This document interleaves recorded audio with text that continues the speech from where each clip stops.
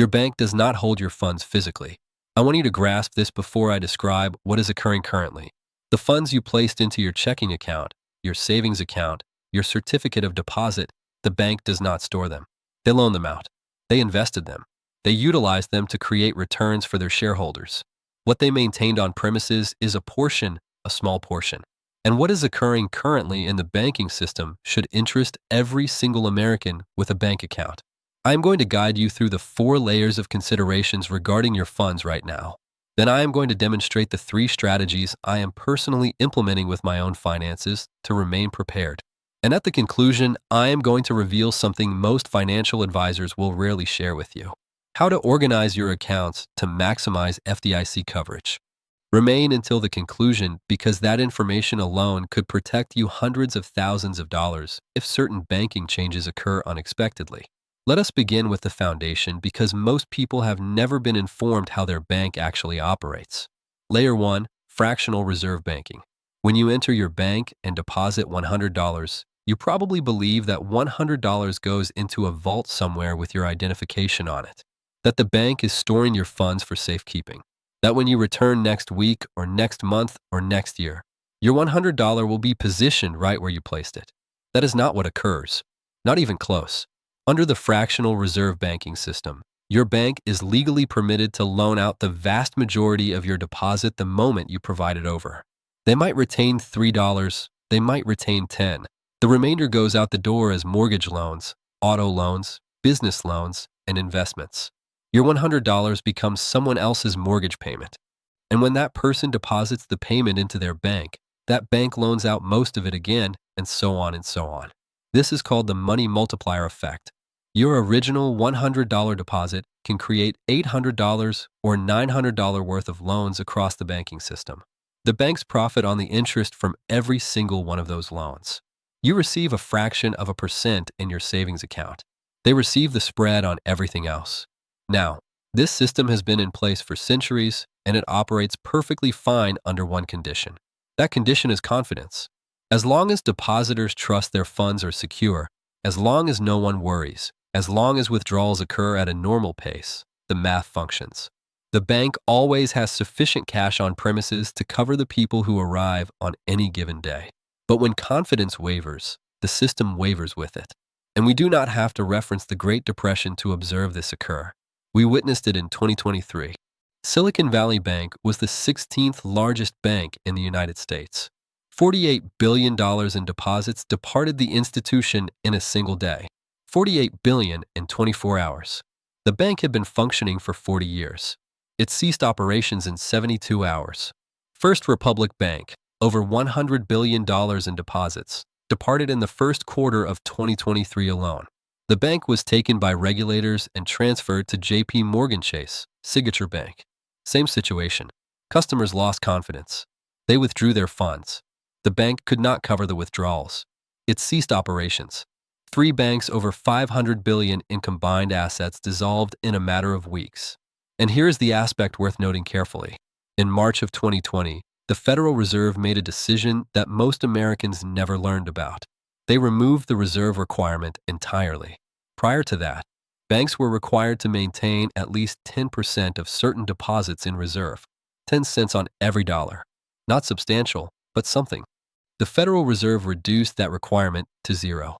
Banks are no longer required to maintain any minimum percentage of your deposits in reserve. None. That policy remains in effect today, right now as you are viewing this video.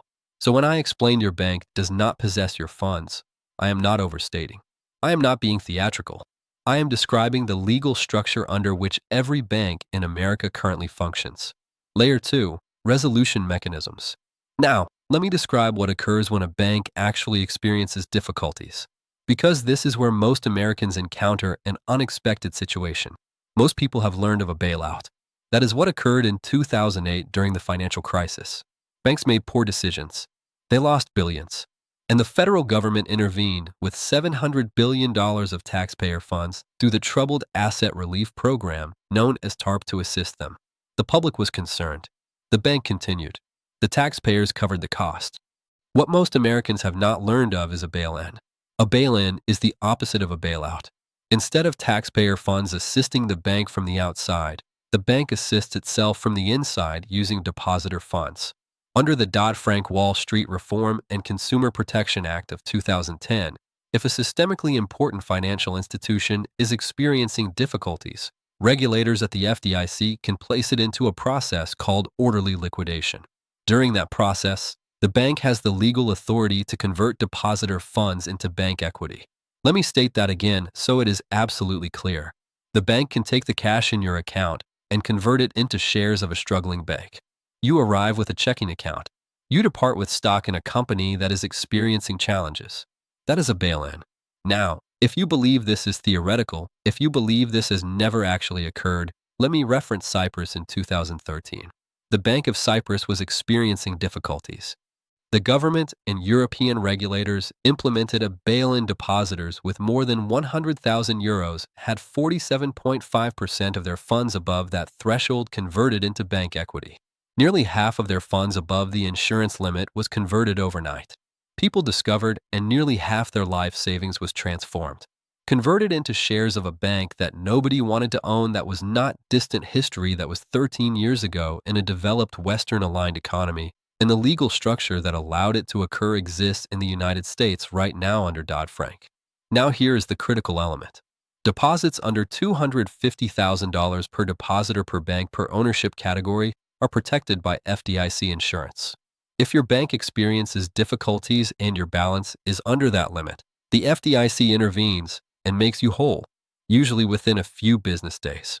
That protection is real and it is important, but anything above that $250,000 limit is classified as an unsecured claim against the bank. You are no longer a depositor at that point in the perspective of the law. You are a creditor. You are someone the bank owes funds to. And creditors experience losses in a liquidation, sometimes significant losses. If you have $300,000 in a single checking account at a single bank, $250,000 is protected. The remaining $50,000 is not. It enters the liquidation process. And in that process, you are not first in sequence. You are not second. You are not even near the beginning. Layer 3, the priority structure. This is the aspect worth understanding because when a bank experiences difficulties, there is a strict legal hierarchy that determines who receives payment first from whatever assets remain. And the American depositor is positioned lower. At the very top of that hierarchy are derivative counterparties. These are Wall Street firms and institutional investors holding complex financial instruments. Credit default swaps, interest rate swaps, currency derivatives, collateralized debt obligations. These counterparties have what is called super priority status under the Bankruptcy Abuse Prevention and Consumer Protection Act. They receive payment before everyone else, before bondholders, before other creditors, and before depositors. Now, let me provide you a number that puts this in perspective.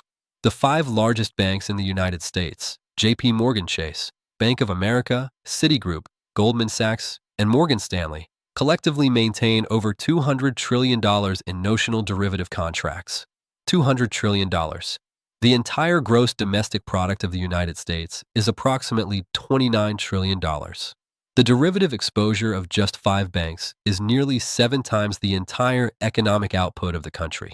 In a normal environment, most of these derivatives offset each other. They are hedged. The net exposure is a fraction of the notional amount. But in a systemic situation, when multiple counterparties experience difficulties simultaneously, when correlations break down, when the hedges do not work as expected, the gross exposure matters.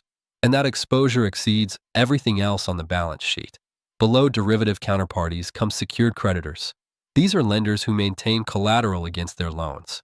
Then come senior bondholders, then unsecured bondholders, then subordinated debt holders, and then at the lower position come uninsured depositors. Regular people with bank accounts above the FDIC limit. You are final in sequence. Now, let me inform you about the fund that is intended to protect you. The FDIC's Deposit Insurance Fund. This is the pool of funds the FDIC uses to make depositors whole when a bank experiences difficulties. As of the most recent reporting, that fund maintains approximately $128 billion. $128 billion sounds like an enormous amount of funds until you compare it to what it is intended to cover. Total insured deposits in the United States exceed $10 trillion. The Deposit Insurance Fund covers approximately 1.2% of total insured deposits. 1.2%. If one mid-sized bank experiences difficulties, the fund can manage it. If 2 or 3 regional banks experience difficulties simultaneously, the fund can probably manage it. But if we encounter a systemic situation where multiple major institutions are experiencing challenges at the same time, the FDIC would need to borrow from the Treasury Department to cover the shortfall. And that borrowing is not automatic. It requires political will. It requires congressional support. It requires decisions made under significant pressure in the middle of challenging times. I am not suggesting the FDIC will encounter problems. The FDIC has never failed to protect insured deposits in its entire history since 1933, but I am noting the calculations are precise and the buffer is smaller than most people understand. Layer 4, the current regulations. And now we reach what is occurring currently. What motivated me to create this video? Because on September 19th of this year, 2024, the Federal Reserve, the FDIC, and the Office of the Comptroller of the Currency jointly released a new proposal to revise bank capital requirements under the international framework known as Basel III. Let me describe what Basel III is and why it matters to you. After the 2008 financial crisis, international regulators agreed that banks needed to maintain more capital against their risks. Capital is the buffer that absorbs losses. The more capital a bank maintains, the more losses it can absorb before it becomes insolvent. The more losses it can absorb, the less likely it is to encounter difficulties. The less likely it is to encounter difficulties, the safer your deposits are. Basel III is the set of international standards that determines how much capital banks must maintain. It has been debated, revised, and delayed for over a decade. In 2023, U.S. regulators proposed a version called the Basel III Endgame that would have significantly increased capital requirements for the largest banks. The proposal would have required the biggest institutions to maintain substantially more funds in reserve against potential losses. The banking industry responded with an extensive advocacy campaign in recent memory. They invested hundreds of millions of dollars. They argued the rules would restrict lending. They stated it would affect consumers. They stated it would slow economic growth. They engaged lawmakers. They submitted numerous comments during the comment period with objections. And it succeeded. The new proposal released on September 19th does not increase capital requirements. It reduces them. The largest banks, the globally systemically important banks, will experience a 2.4% reduction in required capital. Large regional banks receive a 3% reduction. Smaller banks under $100 billion in assets receive nearly 8% capital relief. Let me translate that into clear language.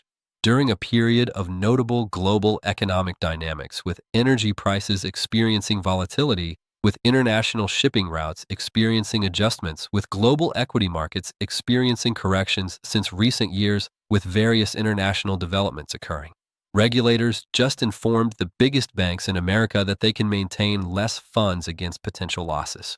Not more or less. The comment period for this proposed rule is open until December 18th, 2024. That is a 90-day public comment window. You can visit regulations.gov and submit your comment. Express to the regulators what you think about adjusting bank capital requirements during a period of notable global dynamics. Your comment becomes part of the public record. The regulators are legally required to review it. Now, let me transition from the challenges to the solutions, because understanding the considerations is only useful if you know what to do about it. Here are the 3 strategies I am implementing currently with my own funds. Strategy 1. Understand your FDIC limits and utilize every dollar of coverage available to you. FDIC insurance covers $250,000 per depositor per insured bank per ownership category.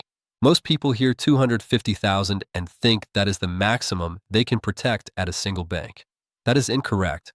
The key phrase is per ownership category. Here are the ownership categories recognized by the FDIC. Single accounts, joint accounts, revocable trust accounts, irrevocable trust accounts, certain retirement accounts, employee benefit plan accounts, corporation, partnership, and unincorporated association accounts and government accounts. Each of these categories receives its own $250,000 of coverage at the same bank.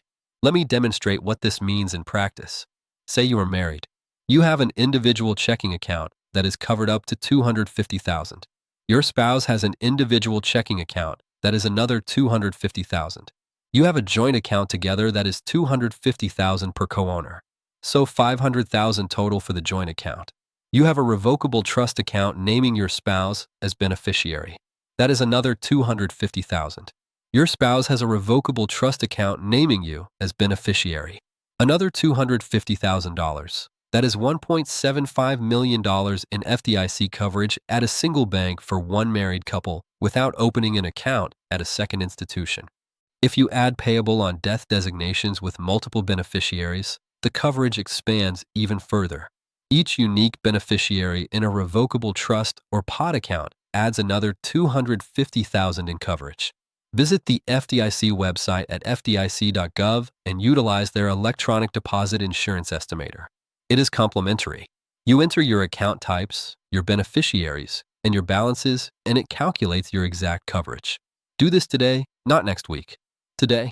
If after organizing your accounts, you still have funds above the FDIC limits, transfer the excess to a different FDIC-insured institution. The coverage resets at each separate bank. You can distribute your deposits across 3 or 4 banks and have every dollar fully insured. There is no restriction to how many banks you can utilize.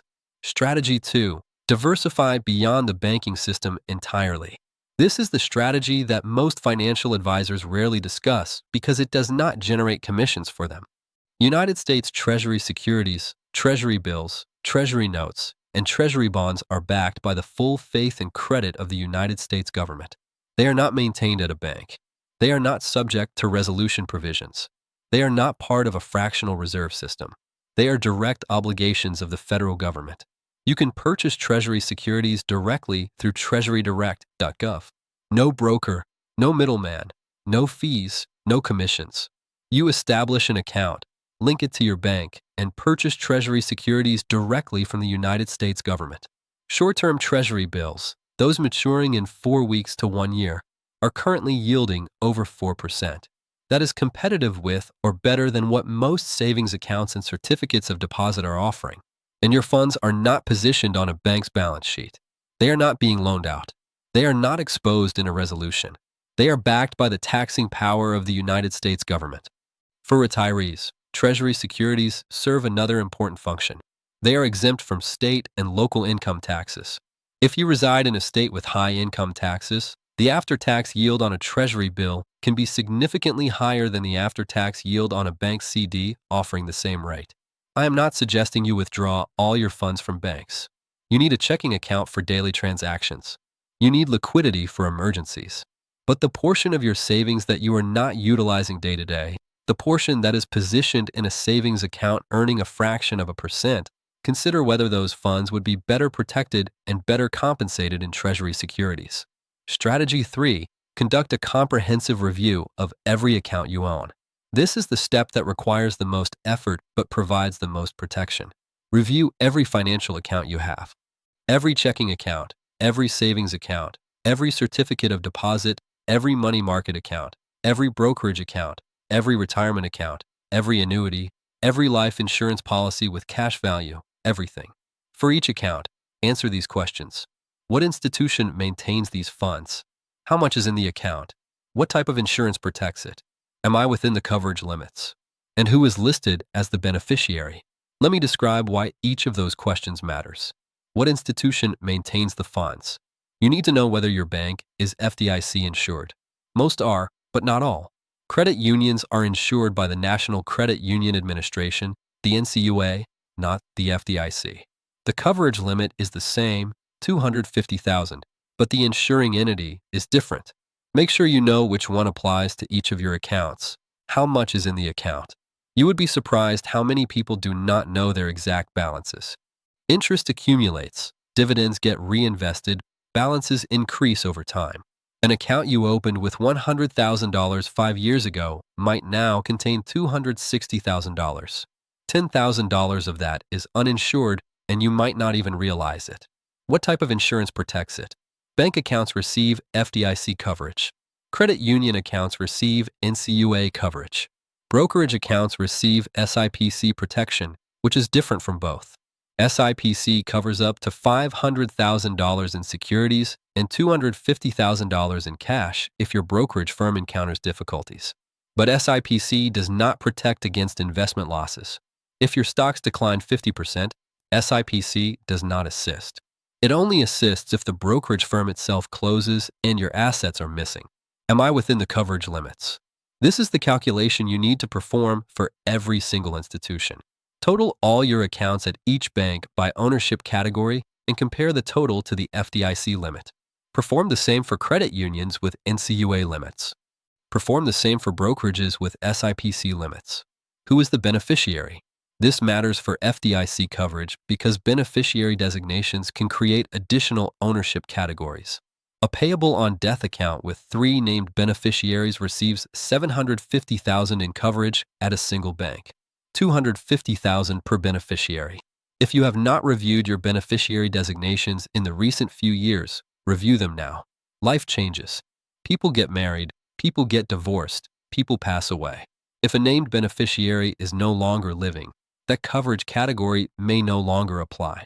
Let me provide you one more piece of information that most people do not know. If you maintain a retirement account at a bank, a traditional IRA or Roth IRA held in a bank's CD, for example, that account receives its own $250,000 in FDIC coverage separate from your other accounts at that same bank. But if you maintain the same retirement account at a brokerage, it falls under SIPC coverage, not FDIC. The type of institution matters as much as the type of account. Here is the essential point.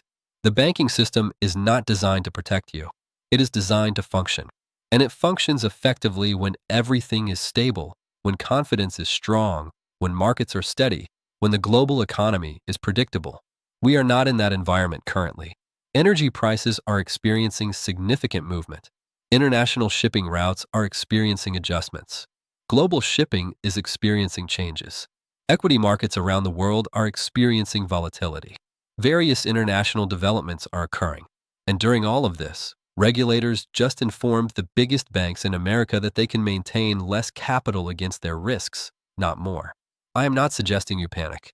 Panic is never a financial strategy. I am suggesting you pay attention. I am suggesting you understand where your funds are, how they are protected, and what happens to them if something unexpected occurs because the rules have evolved. The reserve requirements are removed. The capital requirements just got adjusted. The resolution framework is law. And the FDIC insurance fund covers 1.2% of what it is intended to protect. Knowledge is the only asset that cannot be affected in a resolution. It cannot be devalued in challenging times. It cannot be lost in banking difficulties. And right now, the most valuable thing you can do with the next 30 minutes of your life is review your accounts, verify your FDIC coverage, and ensure every dollar you have worked your entire life for is protected. If this video helped you understand something about your funds that you did not know before, subscribe to this channel. I break down the financial strategies that actually matter. The ones that protect your family and your future, not the ones that benefit Wall Street primarily. Share this video with someone you care about because the banks are not going to inform them. The regulators are not going to inform them. And by the time the news covers it, it will already be too late to act. I will see you in the next.